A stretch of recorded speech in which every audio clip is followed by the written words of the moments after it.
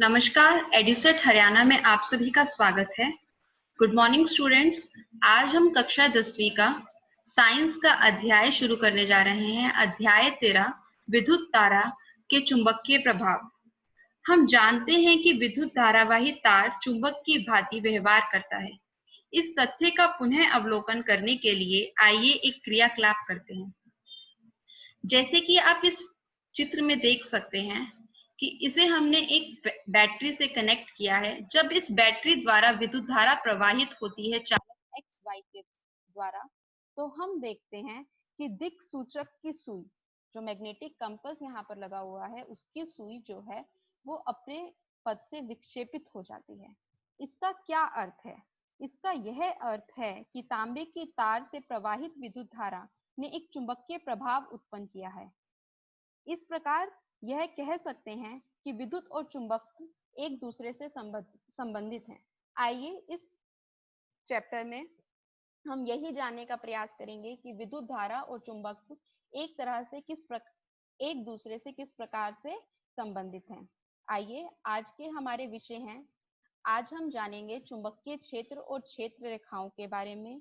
किसी विद्युत धारावाही चालक के कारण किस प्रकार चुंबकीय क्षेत्र उत्पन्न होता है, उसकी दिशा क्या होती है, उसकी दिशा हम किस नियम से उत्पन्न करते हैं, वह है नियम दक्षिण हस्त अंगुष्ठ नियम। उसके द्वारा हम जानेंगे कि अगर हम सीधे चालक की जगह वृत्ताकार पाश के विद्युत धारावाही लें तो उसमें चुंबकीय क्षेत्र किस प्रकार होगा।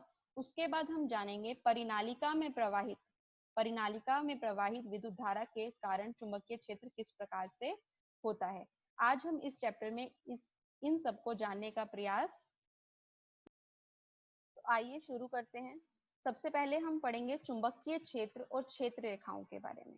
Magnetic field and magnetic field lines, the region around a magnet where the force of attraction or repulsion can be detected is called magnetic field. आप सभी ने देखा है जब दो चुंबक को या फिर मैग्नेट के पास किसी मैग्नेटिक सब्सटेंस को हम लेकर आते हैं तो वो क्या करता है, अपनी ओर उसे आकर्षित करता है। या फिर दो चुंबक को आपस में लेके आते हैं तो वो आपस में एक दूसरे को आकर्षित करते हैं या फिर एक दूसरे को रिपेल करते हैं, यानी कि पीछे की ओर धक्का देते हैं। तो जैसे जैसे आप पास लेके आते जाते हो, जो फोर्स है वो क्या होती जाती है, बढ़ती चली जाती है।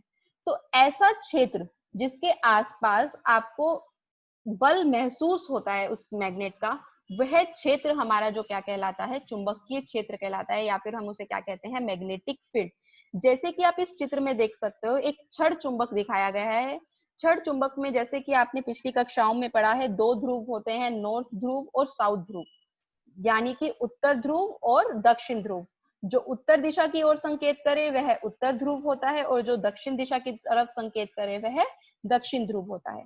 तो हमने क्या देखा, जब छड़ चुंबक के चारों ओर लोहे के चूर्ण को बिखेर दिया जाता है तो वह अपने आप को एक आकार में बिखेर लेता है। जैसे कि आप देख सकते हैं, आपको फील हो रहा होगा यहाँ पर, देखिए आकार, लोहे का चूर्ण जो है वो इस तरह से लाइंस में अपने आप को क्या कर रहा है, बिखेर रहा है।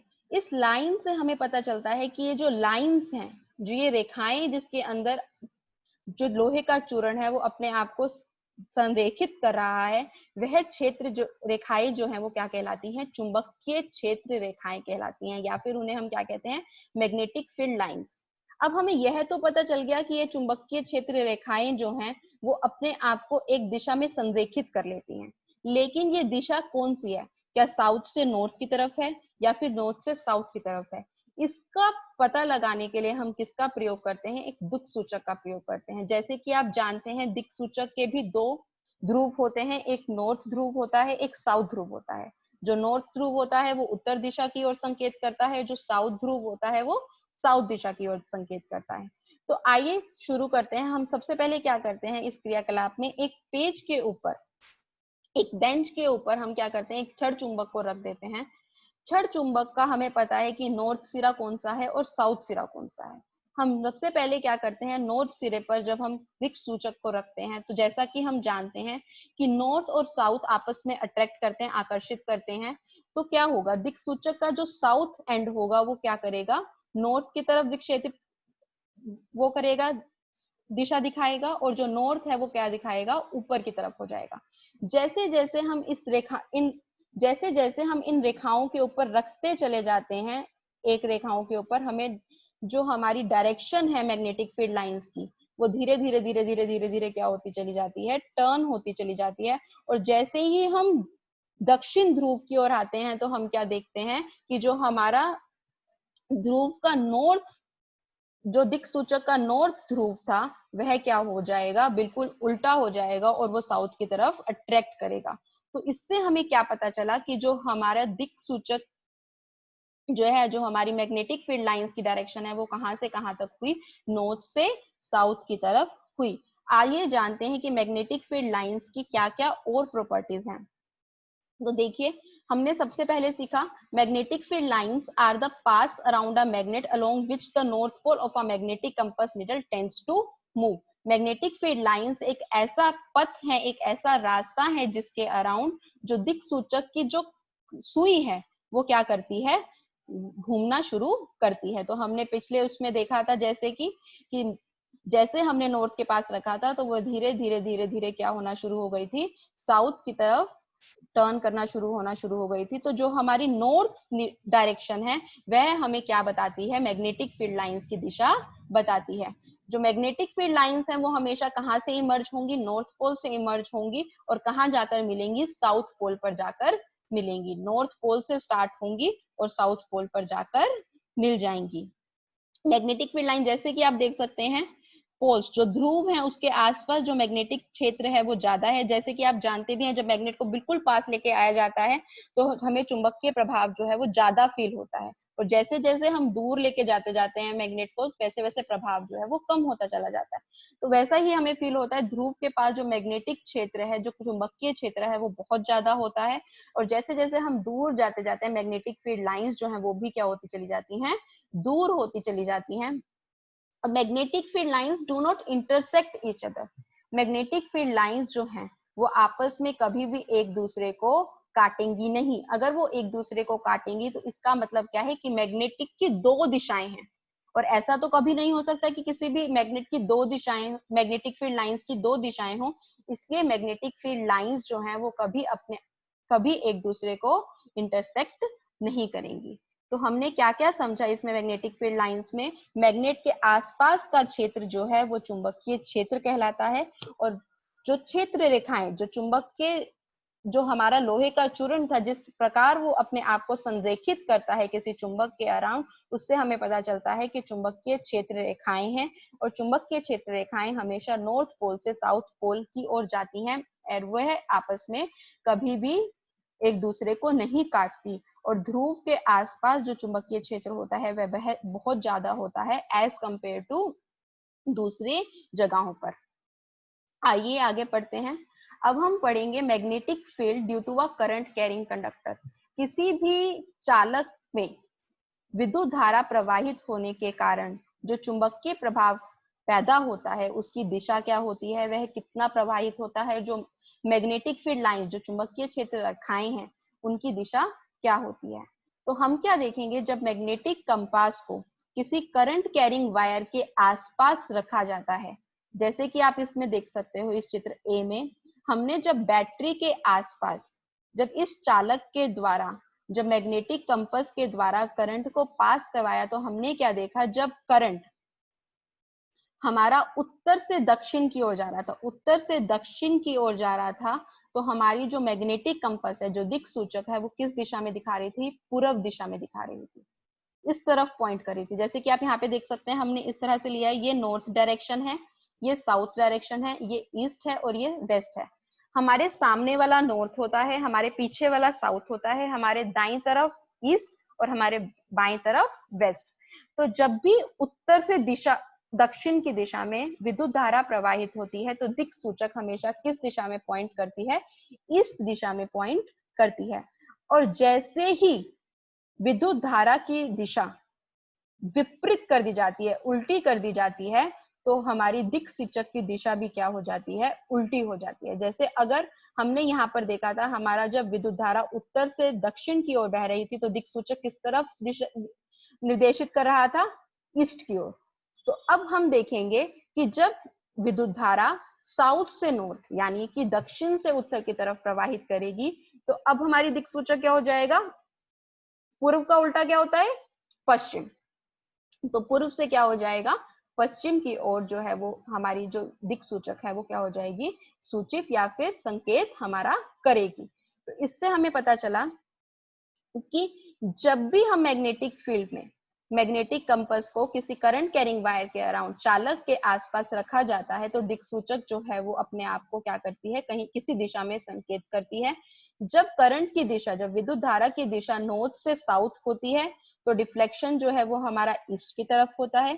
जब डायरेक्शन ऑफ करंट, जब विद्युत धारा की दिशा जो है वो साउथ से नॉर्थ होती है, तब डिफ्लेक्शन जो है वो वेस्ट की तरफ होता है। आइए जानते हैं कि विद्युत क्षेत्र रेखाएं, जो विद्युत क्षेत्र रेखाएं हैं, उनकी दिशा क्या होती है। इसके लिए भी हम एक क्रियाकलाप करते हैं। जैसे हमने पहले चित्र बनाया था वैसे ही हम परिपथ बनाएंगे, लेकिन हम उसमें क्या करेंगे? एक कार्डबोर्ड बीच में लगा देंगे।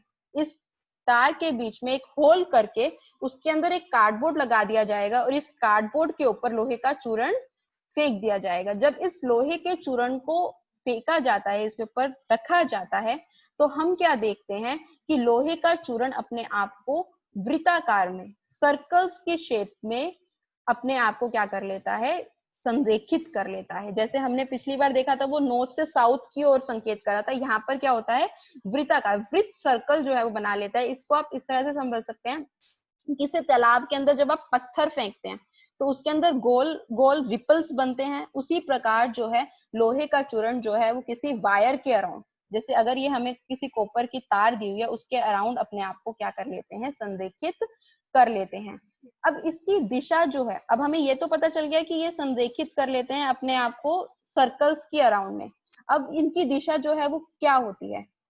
या तो वो घड़ी की दिशा में होगी, जैसे घड़ी घूमती है 1 से 12 की ओर, या फिर घड़ी की विपरीत दिशा में होगी, यानी कि अगर घड़ी की जो सुई है वो उल्टा घूमना शुरू कर दे। तो इसको जानने के लिए हम क्या करते हैं? हम दक्षिण हस्त अंगुष्ठ नियम का इस्तेमाल करते हैं, यानी कि राइट हैंड थंब रूल। अब इसके लिए हम क्या करते हैं? राइट हैंड थंब रूल में, जैसे कि आप इस चित्र में भी देख सकते हैं, हम तार को अपने दक्षिण हाथ से पकड़ते हैं, दाएं हाथ से पकड़ते हैं। जब आप दाएं हाथ से किसी तार को पकड़ेंगे तो जो आपका अंगूठा होगा, जो अंगूठा है वो किसकी ओर दिशा करेगा? विद्युत धारा की ओर दिशा करेगा। और जो उंगलियां हैं वह किसको निर्देशित करेंगी? वो चुंबकीय क्षेत्र की दिशा को निर्देशित करेंगी। तो जैसे कि हमने पिछले वाले इसमें देखा था, फिगर में देखा था, देखिए अगर हमारा करंट जो है, विद्युत धारा जो है वो ऊपर से नीचे बह रही है, जब हम दक्षिण हस्त नियम को पढ़ेंगे तो हमारी जो, अब देखिए, जब हमने विद्युत धारा ऊपर से नीचे की ओर बह रही है तो हमारी जो उंगलियां हैं वो किस तरफ दिखा रही हैं? घड़ी की दिशा में गोल गोल घूम रही हैं। तो जब विद्युत धारा ऊपर से नीचे की ओर प्रवाहित होंगी तो जो हमारा चुंबकीय क्षेत्र है वो किस दिशा में होगा? घड़ी की दिशा में होगा। और जैसे ही हमारी जो विद्युत धारा की दिशा जो है वो उल्टी हो जाएगी, यानी कि अब हमारा अंगूठा जो है वो ऊपर की तरफ हो जाएगा, तब हमारी उंगलियां जो हैं वो घड़ी की विपरीत दिशा में घूमेंगी और जो हमारा चुंबकीय क्षेत्र है वो कौन सी दिशा में हो जाएगा? घड़ी की विपरीत दिशा में हो जाएगा। जब घड़ी की दिशा में होता है तो हम उसे कहते हैं क्लॉकवाइज, यानी कि क्लॉक, घड़ी की दिशा में चुंबकीय क्षेत्र है। अगर विपरीत होता है तो हम उसे क्या कहते हैं? एंटी क्लॉकवाइज, यानी कि घड़ी की विपरीत दिशा में चुंबकीय क्षेत्र प्रवाहित हो रहा है। The direction of magnetic field around a conductor is given by the right hand thumb rule. जो डायरेक्शन है मैग्नेटिक फील्ड की किसी भी कंडक्टर के अराउंड वो किससे दी जाती है? राइट हैंड थंब रूल से दी जाती है, यानी कि दक्षिण हस्त अंगुष्ठ नियम से दी जाती है।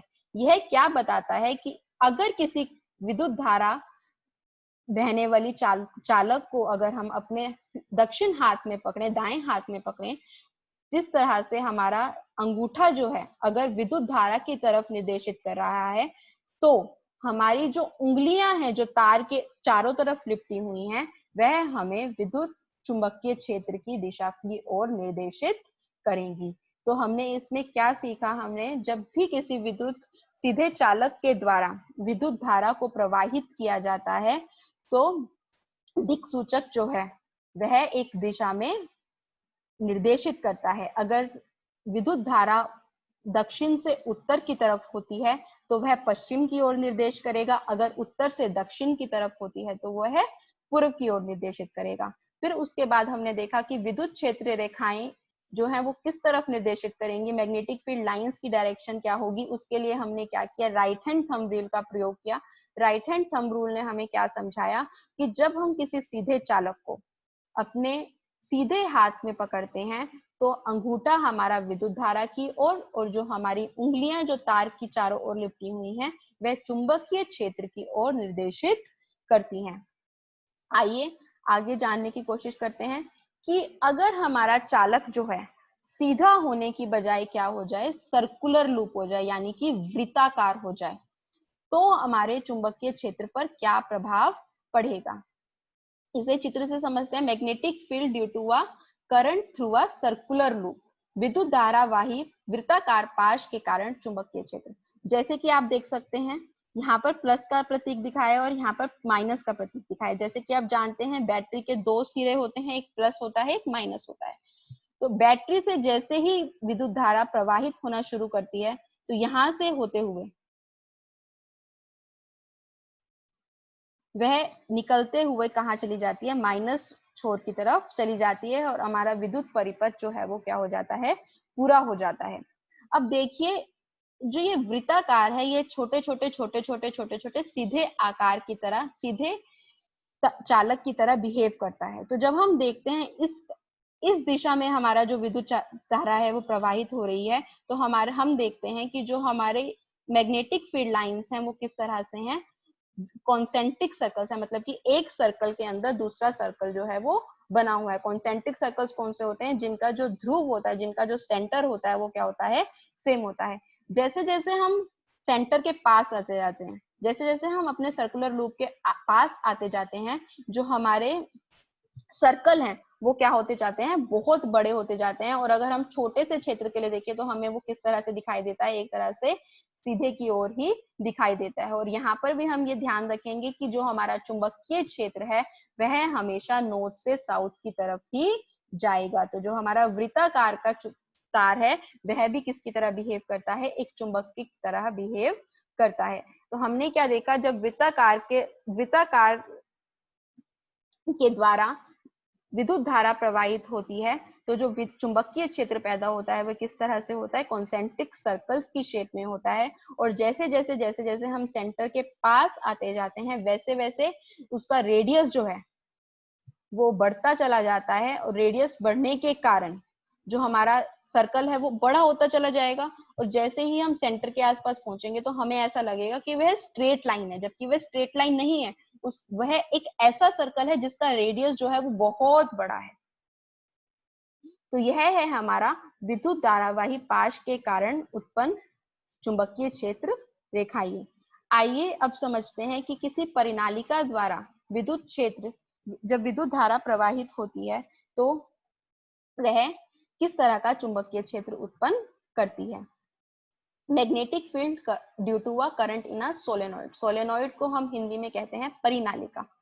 परिनालिका, इसके लिए हम इसे आप जैसे कि आप सभी जानते हैं पेन के अंदर आपने स्प्रिंग देखा है, उस स्प्रिंग को अगर आप ध्यान से खींचे तो आपको क्या दिखाई देगा कि लोहे की तार को पास पास लपेटा हुआ है।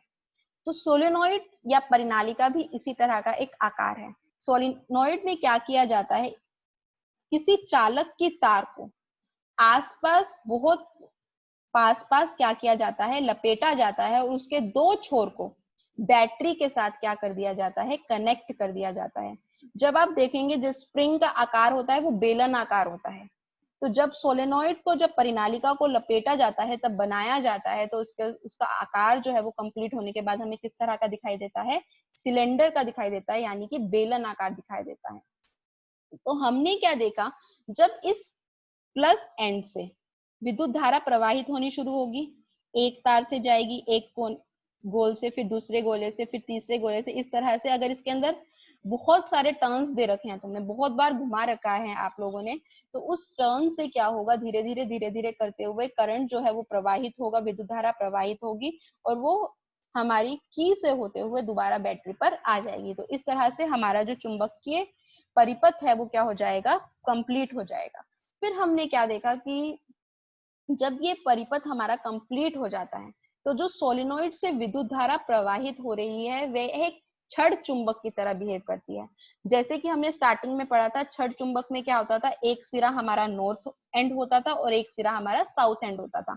जैसे कि आप इसमें भी देख सकते हैं, एक सिरा हमारा नॉर्थ एंड है और एक सिरा हमारा साउथ एंड है। चुंबकीय क्षेत्र कैसे प्रवाहित होता है, नॉर्थ से साउथ की ओर। तो हमने क्या देखा कि जो सोलेनोइड चुंबकीय क्षेत्र पैदा कर रहा है वह किसकी तरह पैदा कर रहा है, छड़ चुंबक की तरह पैदा कर रहा है। अब ये कितना चुंबकीय क्षेत्र पैदा करेगा, ये किसके ऊपर निर्भर करेगा, यह इसके ऊपर निर्भर करेगा कि आपने इसके अंदर जो नंबर ऑफ टर्न्स दिए हैं, जितनी बार आप इस तार को घुमा रहे हो वो किस तरह से घुमाया है। यह अगर हमारे पास टर्न्स, नंबर ऑफ टर्न्स जो है वो ज्यादा हो जाएंगे तो जो हमारा मैग्नेटिक फील्ड है, जो चुंबकीय क्षेत्र है, वह भी क्या हो जाएगा, ज्यादा हो जाएगा। और नंबर ऑफ टर्न्स अगर कम होंगे तो हमारा जो मैग्नेटिक क्षेत्र है वो भी क्या हो जाएगा, कम हो जाएगा। परिनालिका का प्रयोग जो है वो चुंबक को बनाने में भी प्रयोग किया जाता है। इस परिनालिका के अंदर जो खाली क्षेत्र है, अगर इसके अंदर हम किसी चुंबकीय मटेरियल को, किसी मैग्नेटिक मटेरियल को अगर हम इसके अंदर रख दें और उसके ऊपर तार को लपेट दिया जाए, सपोज करो हमने एक लोहे का पाइप लिया और उसके ऊपर हमने तार को पास तार को लपेटकर उस तार में से जब हम करंट को प्रवाहित करेंगे तो कुछ समय बाद जो वो लोहे का टुकड़ा है वह किसकी तरह बिहेव करेगा, चुंबक की तरह बिहेव करेगा। इस तरह के जो चुंबक होते हैं हम उन्हें क्या कहते हैं, विद्युत चुंबक भी कहते हैं। तो हमने परिनालिका में क्या पढ़ा, जब किसी विद्युत चालक की तार को पास बेलन आकार में लपेटा जाता है तो वह क्या बन जाता है, एक परिनालिका बन जाता है। और उस परिनालिका द्वारा जब विद्युत धारा को प्रवाहित किया जाता है तो वह किसकी तरह बिहेव करता है, छड़ चुंबक की तरह बिहेव करता है। उसका एक सिरा जो है वो नॉर्थ होता है और एक सिरा जो है वो उसका साउथ ध्रुव होता है। और जो मैग्नेटिक फील्ड जो वो पैदा करता है, चुंबकीय क्षेत्र जो वो पैदा करता है, वह किसकी तरह होता है, एक छड़ चुंबक की तरह ही होता है। और जो वो छड़ चुंबक है उसका अब वो कितना स्ट्रॉन्ग होगा, मैग्नेट होता है ना, कोई मैग्नेट जो है वो बहुत तेजी से अट्रैक्ट करता है, कोई मैग्नेट जो है वो बहुत कम से अट्रैक्ट करता है। तो जो उसका स्ट्रेंथ है वो किसके ऊपर डिपेंड करेगा, नंबर ऑफ टर्न्स के ऊपर डिपेंड करेगा। जिसके नंबर ऑफ टर्न्स जो है वो ज्यादा होंगे उसका जो चुंबकीय क्षेत्र का जो प्रवाह है वो भी क्या होगा, ज्यादा होगा। तो आइए हमने क्या क्या सीखा इसमें। सबसे पहले हमने जाना कि जब सीधे चालक के द्वारा विद्युत धारा को प्रवाहित किया जाता है तो विद्युत जो क्षेत्र है वो कहां से कहां जाता है, हमेशा नॉर्थ से साउथ की तरफ जाता है। और मैग्नेटिक फील्ड लाइंस जो होती हैं वो आपस में कभी एक दूसरे को नहीं काटती हैं। फिर हमने पढ़ा जब करंट कैरिंग कंडक्टर के द्वारा विद्युत धारा को प्रवाहित किया जाता है तब अगर उत्तर से दक्षिण की तरफ विद्युत धारा प्रवाहित होती है तो दिक्सूचक ईस्ट की ओर संकेत करेगा। अगर हमारी विद्युत धारा दक्षिण से उत्तर की ओर प्रवाहित होती है तो दिक्सूचक जो है वो हमारा पश्चिम की ओर संकेत करेगा। इसी प्रकार हमने देखा कि जब हम उसके ऊपर एक बोर्ड के ऊपर लोहे का चूर्ण रख देते हैं तो जो विद्युत क्षेत्र लाइंस हैं, जो विद्युत क्षेत्र की लाइंस हैं वो किस तरह से बन जाती हैं, एक वृत्त आकार में अपने आप को निर्देशित कर देती हैं। और वह उसकी दिशा हम किससे पता लगाते हैं, दक्षिण हस्त अंगुष्ठ नियम से लगाते हैं, जिसमें हमारा अंगूठा जो है वो विद्युत धारा की दिशा दिखाता है और जो हमारी उंगलियां हैं वो किसकी दिशा दिखाती हैं, चुंबकीय क्षेत्र की दिशा को दर्शाती हैं। उसके बाद हमने पढ़ा कि अगर हमारा चालक जो है वो सीधे की जगह वृत्ताकार हो जाए तो हमारे जो विद्युत क्षेत्र है वह हमारा तब भी कॉन्सेंट्रिक सर्कल ही रहता है, सर्कल्स ही होते हैं। लेकिन जैसे जैसे हम सेंटर के पास आते जाते हैं जो सर्कल का साइज है वो क्या होता जाता है, बड़ा होता जाता है। और सेंटर के आसपास हमें ऐसे लगता है, सेंटर से जो हमारा सर्कल पास हो रहा है वो हमें किस तरह से प्रतीत होता है कि वह एक स्ट्रेट लाइन है, यानी कि सीधी रेखा है। उसके बाद हमने पढ़ा परिनालिका के द्वारा चुंबकीय क्षेत्र किस तरह से प्रवाहित होता है। परिनालिका में हमने देखा कि वह किसकी तरह बिहेव करता है, एक छड़ चुंबक की तरह बिहेव करता है। और छड़ चुंबक की अगर हमें किसी हमें उसकी स्ट्रेंथ का पता लगाना है मैग्नेटिक फील्ड की, तो हम किससे पता लगाते हैं? नंबर ऑफ टर्न से पता लगाते हैं। अगर नंबर ऑफ टर्न ज्यादा होती हैं तो मैग्नेटिक फील्ड जो चुंबकीय क्षेत्र है वो भी ज्यादा होगा। अगर टर्न जो है वो कम होती हैं तो हमारा चुंबकीय क्षेत्र जो है वो क्या होगा? कम प्रभावित होगा। Thank you.